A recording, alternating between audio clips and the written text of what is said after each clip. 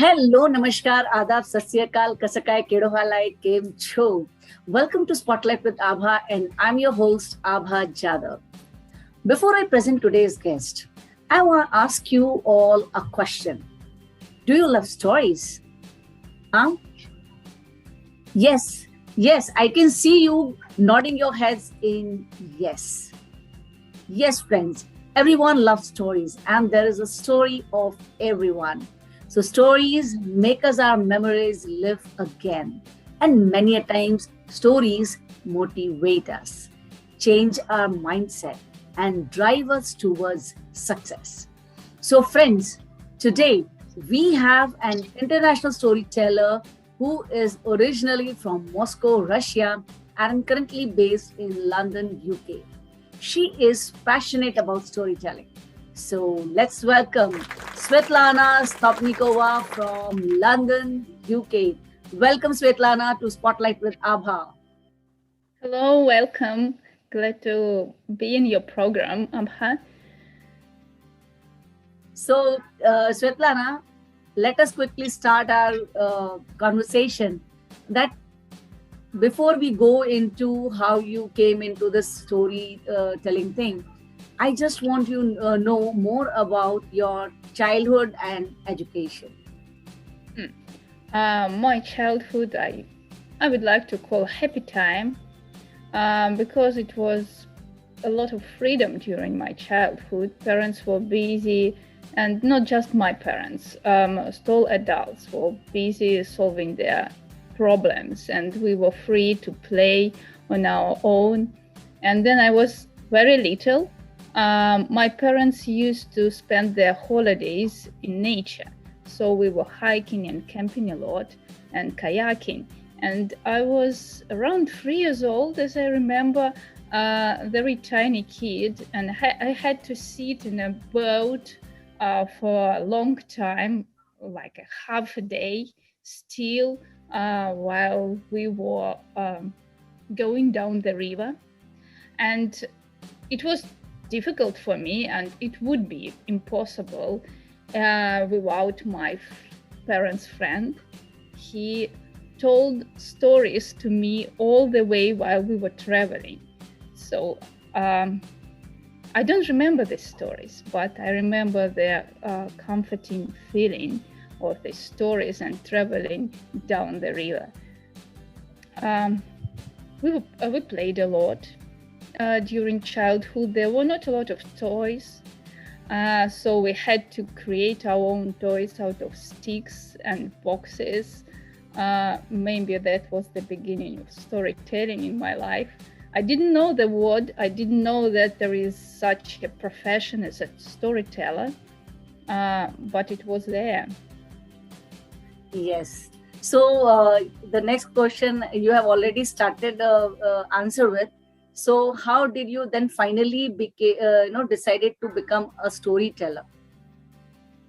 I can't say that I decided to be a storyteller. It just happened. So all my life I worked with kids because I'm a child psychologist. And then we moved to Singapore. I prefer to entertain kids rather than to work with them as an educator and a psychologist. And then you want to entertain kids. You have to play and tell them stories. And one of my friends told me about Sheila Wee, and who ran fabulous masterclasses, storytelling masterclasses. And after I visited it, I fell in love with storytelling, and the people who created Storytelling Association in Singapore. They are very friendly and welcoming and encouraging, and they inspired me to tell stories not just while I was playing with kids, but from the stage. Wow, that's really amazing. So, what is your style of storytelling? I can't call myself a professional storyteller. I'm passionate about storytelling, but I'm not a professional storyteller. I don't tell too much. And I'm still looking for my own style. I like then subjects are involved in storytelling. Maybe it's coming from my childhood. Then we used a stick as a stick. Next scene, it's a gun. Next scene, it's a horse. And then you tell a story using just one prop, but it became something new. It catches kids' attention. It helps them to develop their imagination. And I really like the power of storytelling in this way. And another style of storytelling I like, it is then you can create a story together with the audience. Then you have the freedom of some details you can change while you're telling. And you ask kids, and what did they have for dinner? And they can join you and create this story without, so you still have your idea you want to tell to them, but details are not so important, and you bring this feeling of so telling, so creating. That's Wow. two styles I'd like to develop in myself. Great. So you have been one of the storytellers in International Story Festival Kathastu, organized by Sherin Matthews last year. So it was, and Sherin Matthews organized that storytelling fest in November, if you remember. Yes, sure. So it was all online. So how was your experience being there? It was very interesting experience. It was hard for me because I never told stories through Zoom before, and it is another feeling than the audience is so far, and you can't get the instant reaction. But I was relaxed a little bit after hearing kids. There were a lot of kids who performed along with adults and professional storytellers, and I was absolutely mesmerized by their performances. Kids are great. They told fantastic stories, and they are so artistic and confident. Yeah, I was really impressed. Yes, I was also been one of the participant over there, and of course an audience. So I was there for all the 7 days, and I actually enjoyed the storytelling by all these international storytellers, and of course children. They were amazing, amazing. So now we are waiting to hear a story from you. So could you please tell us one? Yeah, sure. One day, two mice sneaked into a cellar. They were looking for food, but once they entered the cellar, the door was closed and they stuck in this cellar. Did they cry? No. Were they terrified? No, they were hoping to find some food and have a feast. And they searched and they searched and they searched, but the cellar was empty. There was nothing but a pot with something. And they sniffed, and the smell was great. It was smell of a creamy fresh milk. And they were hungry, so they wanted to get that milk. But whatever they tried, they could not reach the milk, because the pot was too tall for them to reach the top of it, and was too heavy for them to push it and get the milk. So finally, exhausted, they sat down thinking, what shall they do? And one of them said, we can't get the milk if we don't help each other. We should make a team effort. What do you think if you stand up on your hind legs, I'll climb up, stand on your shoulders, maybe I'll be able to reach the top of this pot and get some milk. Sounds like a plan. So they did so. One mouse stand on her back leg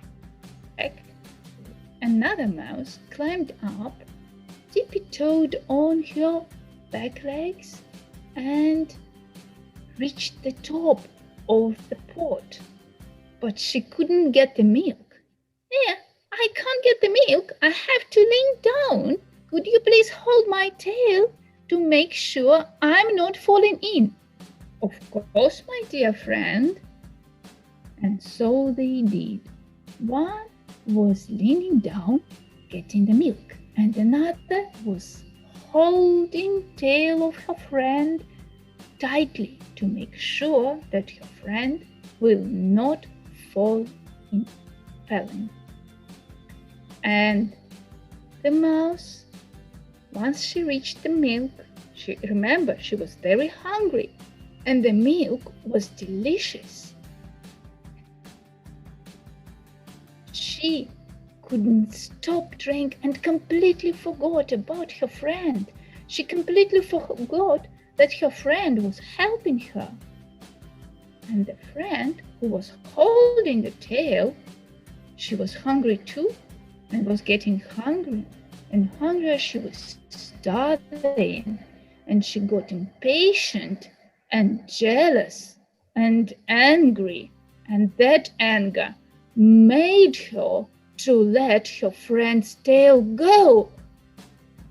Splish, splosh, her friend fall down into the pot.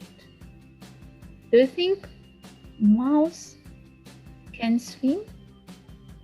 Yes, they can, and they can swim for a long time. Good for this mouse, but she couldn't get out. She could swim in, but she couldn't get out. And while she was swimming, she was thinking, oh, what have I done? Why did I forget about my friend? Why I was so greedy? I should think about my friend and be more generous. And do you think the second mouse get something? No, she didn't get anything. Because remember, the cellar was empty and the door was shut, so she couldn't go out. And she couldn't find any other food, and she was starving and worried about her friend. Oh, what have I done? What? My poor friend. Yes, she has this milk, but she can't drink it all, and she can't climb out. What? Oh, she can drown. And she was running around this pot, worrying about her friend. And this story could have a very bad ending. But as a storyteller, we can save this mice. We can invite a child into our story. And this child entered the cellar and saw a little mouse running around the pot, squeaking in panic. And this child was curious and thought that something had happened to this mouse. And he came close to the pot and looked inside and noticed another mouse still swimming in the milk. And it was a very kind kid. He took the mouse out, put it on the floor, and let it go. And then these two mice met each other. They were happy and they ran away to the freedom. And from that day on, they remember what had happened to them. And from that day on, they were kinder to each other. They were caring and thought twice before letting someone's tail go. Wow. Thank you. That was really, really amazing, Svetlana. Fantastic story. And I must say it has a deep lesson inside. We should not be greedy enough, and we should be always helpful to our friends. We should always think about our friends. Yeah. Fantastic. Thank you, thank you for inviting me. It was a pleasure to talk to you. So thank you so much, Svetlana. You are an amazing storyteller. I wish we could hear some more stories, but unfortunately, we have reached to the end of this show. So thank you for sharing your wonderful journey on this platform and devoting your valuable time. So friends, if you wish to see other episodes of Spotlight with Abha, do click to the playlist coming up on the screen. Do subscribe to my YouTube channel for upcoming episodes of Spotlight with Abha. And yes, don't forget to press the bell icon right there with subscription button so that you can get immediate notification of my latest videos. So this is Abha Jadhav signing off now. Stay happy, healthy, and keep watching Spotlight with Abha. See you soon in the next episode. Till then, bye-bye, namaste, Jai Hind. Bye-bye.